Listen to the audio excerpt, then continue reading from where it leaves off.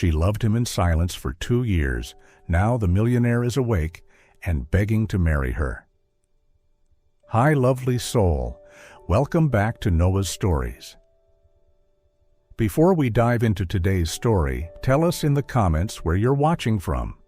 And if you believe that love can survive even in silence, don't forget to like, subscribe, and stay with us for more heartfelt stories.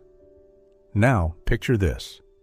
Every night, for 2 whole years, a nurse whispers, "I love you," to a man in a coma.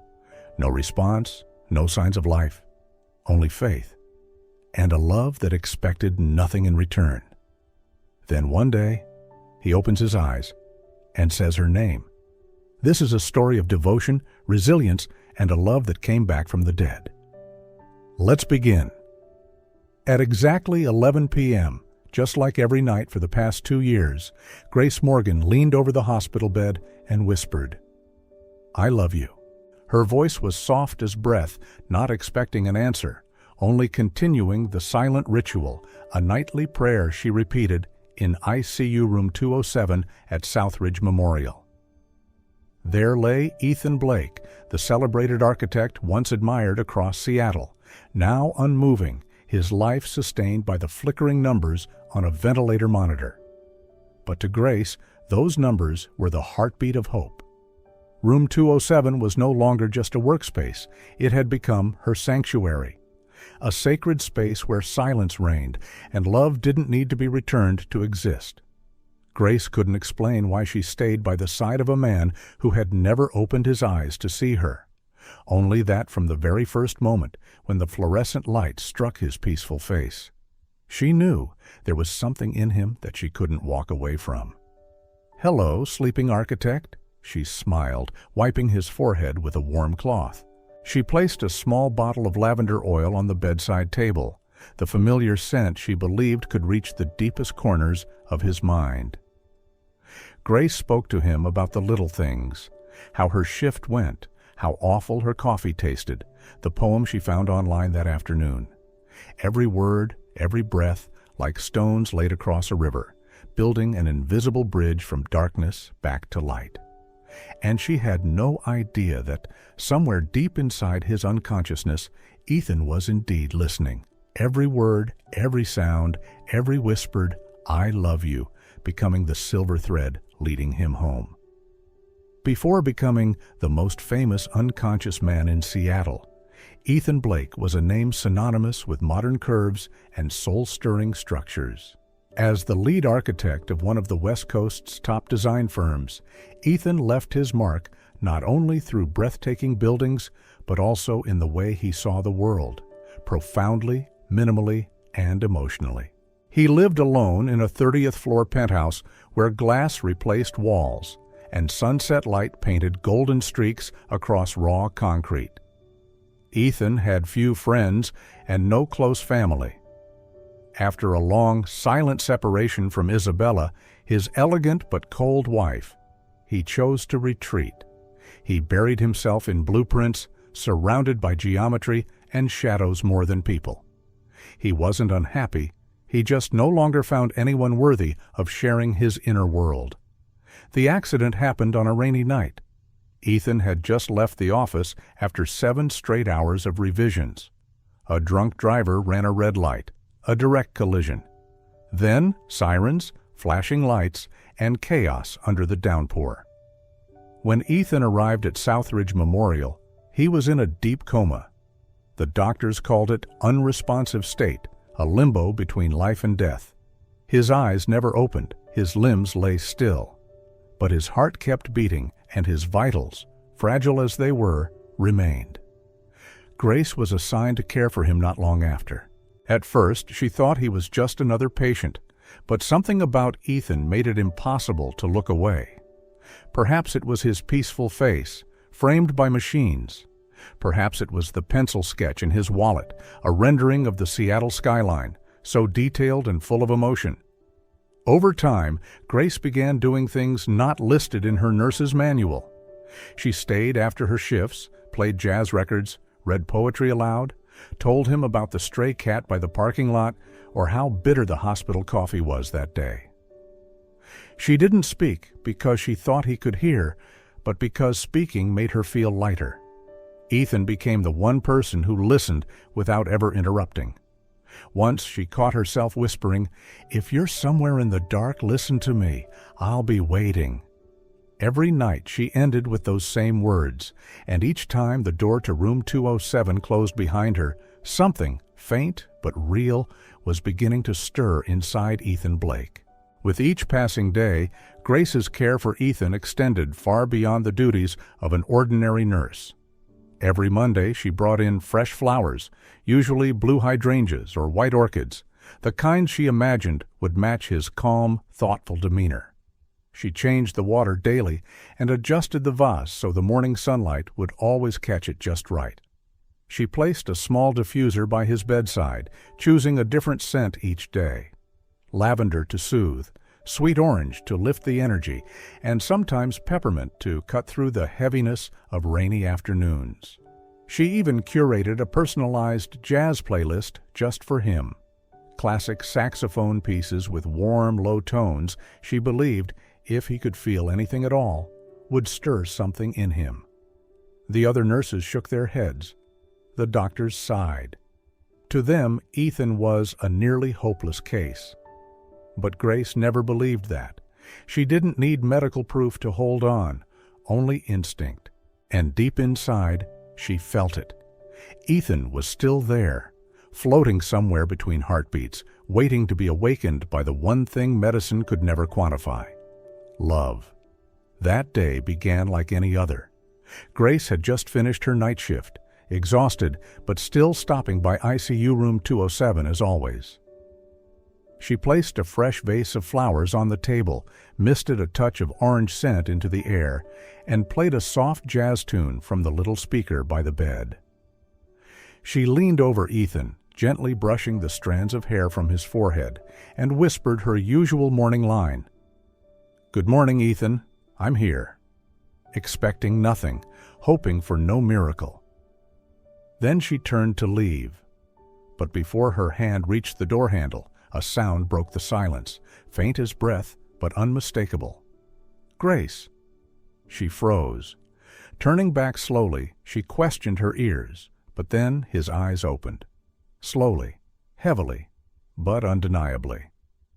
"Grace," he repeated, clearer this time. His gaze locked onto hers, not vague, not confused. She rushed to his side, her hands trembling uncontrollably. "Ethan, you're awake?" "Ethan, I'm here." He closed his eyes, gathering strength, then whispered, "You were the only voice I remembered through all those long nights. You held me here when everything else faded." Grace broke down in tears. They fell freely, dropping onto the hands that now held his. Ethan was still weak, his body barely moving, but those eyes were alive, full of emotion, and looking at her as if she was the only place worth returning to. The hospital erupted afterward. Doctors called it rare, but not impossible. But to Grace it was something far beyond any probability. Because Ethan hadn't just woken up. He remembered her. He recited details, the jazz record she played, the scent of the oils, the poem about the moon and the sea, even the words she whispered every night before leaving. "If you're somewhere in the dark, listen to me. I'll be waiting." I heard everything Ethan said, but I couldn't respond. It was like being locked in a room and you were the only one knocking. Grace laughed through her tears. She didn't need recognition. She didn't need a title. All she needed was this moment. Ethan had returned, and the love she had whispered into silence had finally spoken back. She could barely breathe as Ethan began recalling things no one expected him to remember. "You once read a poem, something about the moon and the ocean," he whispered.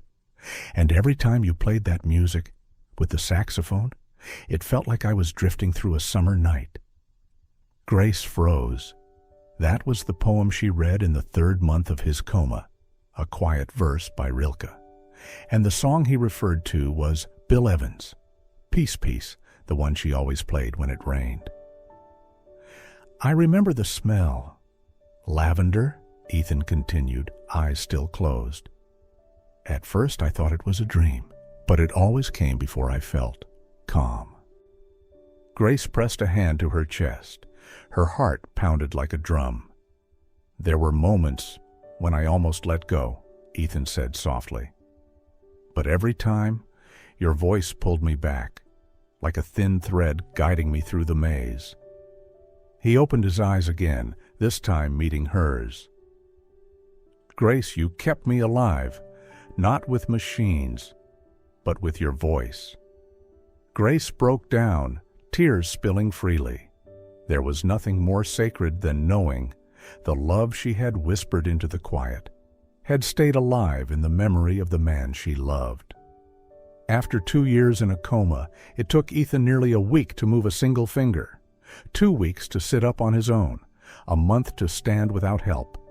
Each step was a victory, not just for medicine, but for the human spirit. Grace was there through it all, not just as a nurse, but as someone who stayed. She didn't push, didn't pity. She was simply present, the steady rhythm in a world Ethan was relearning, one sensation at a time. The world feels different now, Ethan said one morning as she helped him down the hallway. Like everything's been rewritten. Maybe you're seeing it with a new heart, Grace replied, offering a soft smile. One that just learned how to beat again. They stopped in front of the 5th-floor window. Outside, Seattle's sky was its usual gray, but a sliver of sunlight broke through, brushing Ethan's face. He closed his eyes and took a deep breath. I remember this feeling, he murmured. Light on my skin. Nobody ever told me how much it matters. Every little thing matters, Grace said. That's what kept you here. Since waking up, Ethan had become a man of the present, slower, softer, and deeply grateful. The sharp edge he once carried before the accident was gone. Now he noticed birdsong, the way wind danced through the curtains, or how Grace's voice changed slightly each day. One evening, she arrived later than usual. Ethan noticed instantly.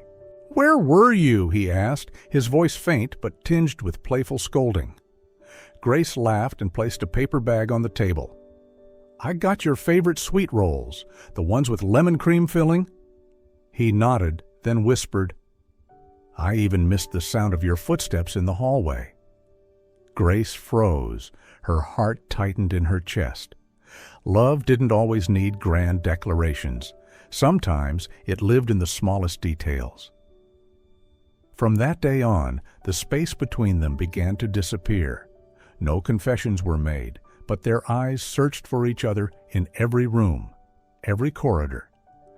Ethan's trembling hand, whenever it lifted, now instinctively reached for hers.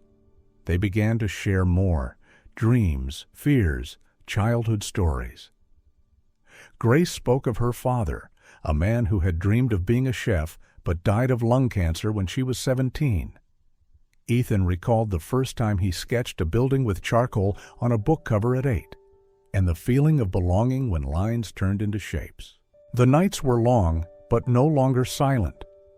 Room 207 was no longer just a place of physical recovery. It became a place where two souls remembered how to live again. And there, love began, not with flowery words, but with each breath, each glance, and every moment they couldn't bear to be apart. On a crisp morning, after Grace helped Ethan walk the farthest distance since waking, they laughed together as if the world outside no longer mattered. Sunlight poured through the window, touching his face, and in that moment she believed perhaps the hardest part was finally over. But love, like a heart just learning to beat again, is fragile and not yet strong enough to face storms from the past. And then that past walked in without warning, wearing sharp heels and a voice Ethan had hoped he'd never have to hear again. Isabella arrived on a Monday morning, dressed in a white suit, her heels clicking sharply against the hospital tiles like warnings. Grace was helping Ethan with his physical therapy when the door swung open and a familiar voice, familiar only to Ethan, said, "He looks more awake than I expected." Ethan didn't need to turn around. He knew. "Isabella," he said, his voice hoarse and uncertain. Grace paused just slightly. She'd never heard that name before. But the way Ethan's expression closed off told her everything. Isabella walked into the room with the confident stride of someone who once owned the space. She didn't acknowledge Grace, not a hello, not a glance, as if she weren't there at all. "You're awake," she said, her smile thin, her eyes cold. "Well, I thought I'd only be seeing you again during your will reading."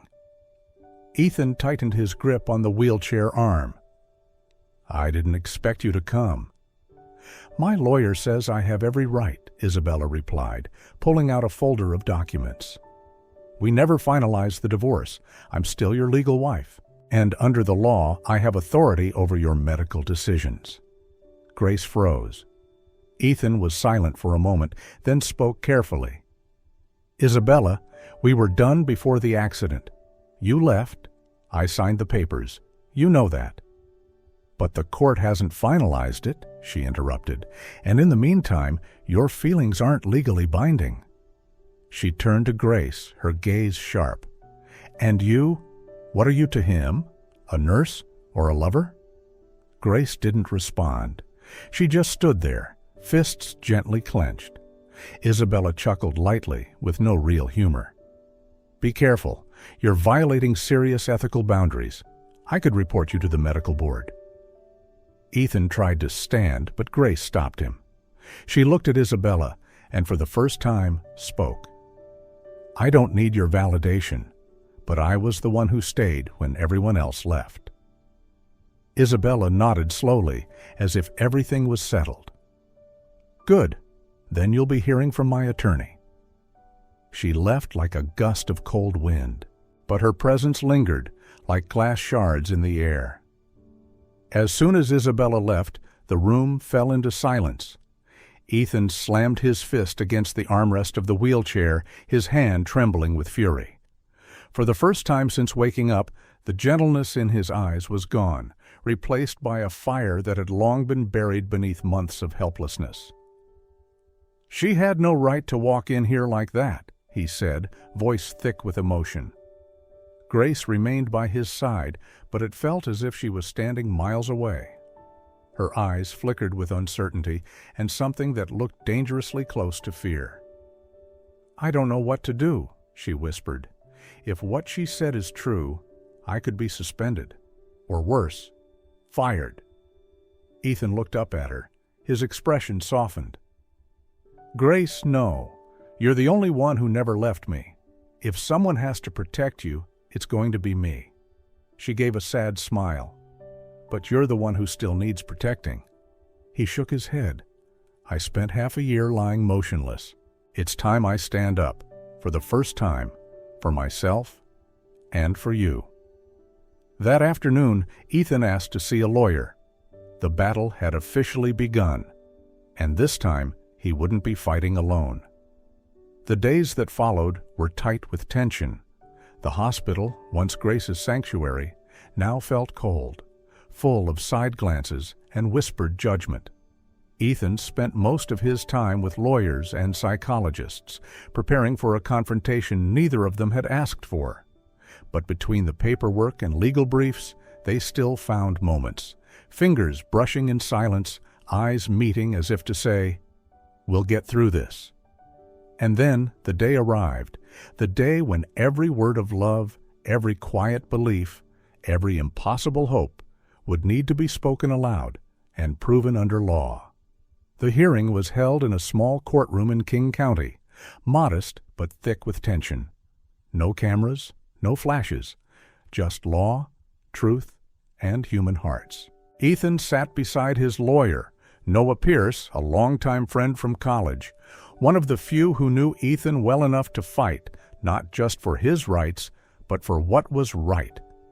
Across from them sat Isabella, poised, unreadable, her hands neatly folded over a stack of documents.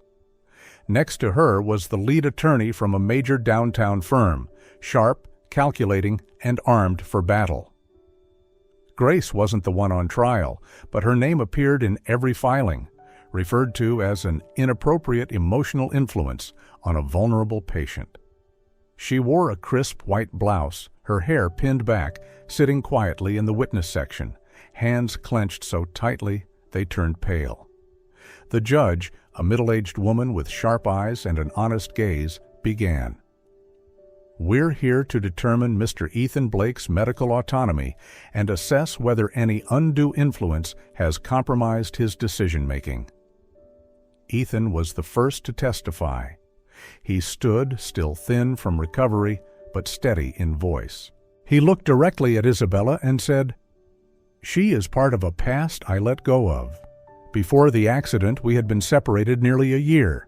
I signed the divorce papers. She left, not because of the accident, but by choice." Then he turned to Grace, his eyes soft as water. "The only one who stayed, when I had nothing to give in return, was Grace Morgan."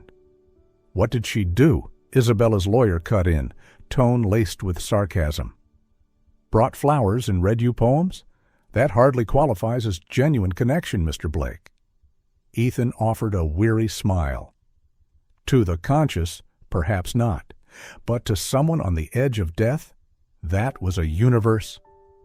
Noah followed up with medical records, care logs, and testimony from Dr. Maya Lin, the hospital's head of neurology. "We call it deep cognitive stimulation," Dr. Lin explained. "Some coma patients retain sensory memory. When exposed to consistent, compassionate stimuli, their recovery chances increase significantly. Grace Morgan did exactly that. And we witnessed a miracle." Isabella's attorney shifted focus to Grace. "Do you admit developing personal feelings for your patient during treatment?" Grace rose. Her hands trembled slightly, but her voice was clear. "I do," she said, "but not in the way you imply. I didn't fall for Ethan Blake, the famous architect. I loved him when he couldn't love me back. And I stayed when staying made no sense. That's not logic, that's faith. I believed every night that he was still listening, still feeling. And he came back, not because of medicine, but because of the small things.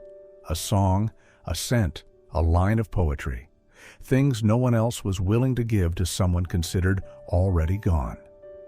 The room was silent. The judge scribbled something into her notes.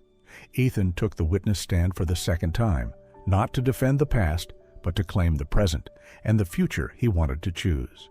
Sunlight filtered through the courtroom window, casting soft light across his still lean face, but his eyes were clear. "Before this court, I want to state 3 things," he began, his voice calm but resolute. "First, I am fully conscious, mentally competent, and of sound judgment. Second, every feeling I hold for Grace Morgan is entirely voluntary, free of coercion or influence. And third, my relationship with Isabella Blake ended long ago, not just in love, but in principle." Below the bench, Grace sat silently, eyes never leaving his. Noah Pierce, Ethan's lawyer, handed over a new set of documents, official bank records proving that Isabella had withdrawn the entire contents of their shared accounts just days before the accident. "I didn't know this until recently," Ethan continued, now staring directly at the woman who once wore his name. "But it only confirms what I had already felt. She left, not because of the accident, but because she had already decided to." Isabella's attorney moved to interject, but the judge raised her hand to pause him. Ethan drew a slow breath and turned toward Grace. "I'm not the man I was, the one who lived for blueprints and shadows. Grace brought me back to this world, not with promises, but with presence. I wasn't influenced. I was saved. And I choose to keep that salvation." For a moment, the courtroom was completely silent. There was nothing more that needed to be said. An hour later, the judge read her ruling. "This court finds Mr. Ethan Blake fully competent to make his own legal and medical decisions. The divorce filing will be expedited. There is no evidence of ethical misconduct by Nurse Grace Morgan." Isabella rose, her face pale, saying nothing. She left the courtroom like a shadow that had lost its form. And Grace, for the first time in 2 years, cried like a child. Ethan wrapped his arms around her in the very room where they had fought for something no law could measure, a love that had come back from the dead. 2 weeks after the trial, Ethan told Grace he had a surprise for her. "Just come with me," he said, a quiet smile playing at his lips. Grace didn't ask questions. She trusted him. That afternoon, they took the elevator up to the ICU floor, the same hallway Grace had walked for 2 years, carrying hope and silent prayers. When the doors opened, she was stunned. Room 207 had been transformed into something soft and sacred. A vase of blue hydrangeas by the window, the gentle notes of Bill Evans' Peace Piece floating in the air, sunlight filtering through the white curtains in calm, golden beams. "You," Grace whispered. "You did all this?" Ethan didn't answer with words. He stepped to the center of the room, the place where he had once lay motionless, and turned to face her, holding a small velvet box in his hand. "This is the place where you believed in me when the world didn't, where you held my soul day by day. And today, I want to offer you what's left of mine." He knelt, opened the box. Inside was a simple ring set with a turquoise stone, the color of rebirth, peace, and unconditional faith. Grace lifted her hand to her mouth, her eyes filled with tears. "Grace Morgan," Ethan said, voice slightly trembling. "You woke me with your voice, held me with your presence.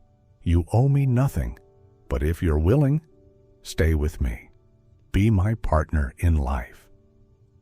The room, once filled with silence and fragile breaths, was now heavy with meaning. Grace stepped forward, knelt beside him. "I didn't expect this," she whispered, "but my heart has been ready for a long time." She nodded, and he slipped the ring onto her finger. It fit perfectly. Just like them. They embraced, held together in the fading light, where once again life was reborn, not through machines, but through honest love. Outside the window, the wind rustled softly through the trees, as if the world itself had whispered yes. Love didn't arrive like fireworks. It grew quietly, through shared meals, soft whispers at night, and silent glances that always found each other. Then one sunny morning, Ethan turned to Grace as if he had found an ancient answer hidden in the way she breathed kindness. "Let's give this love a shape," he said. A few days later, they returned to the place where it all began, not to close a chapter, but to begin a promise. Forever. The wedding took place on a quiet Sunday afternoon in a small rooftop garden atop the hospital, the place where Ethan first saw color again after waking up. There was no grand hall, no lavish orchestra, just a handful of close friends, wild daisies in bloom, the wind threading gently through the leaves, and Seattle's sky glowing in golden twilight. Grace wore a simple white dress, her hair pinned with orchids. Ethan stood beside her in a soft gray suit, the turquoise ring still on her finger like part of his heartbeat. They stood beneath a canopy of green, facing each other as soft jazz played, the same music that had once held their silence together. There was no officiant, just vows they wrote themselves.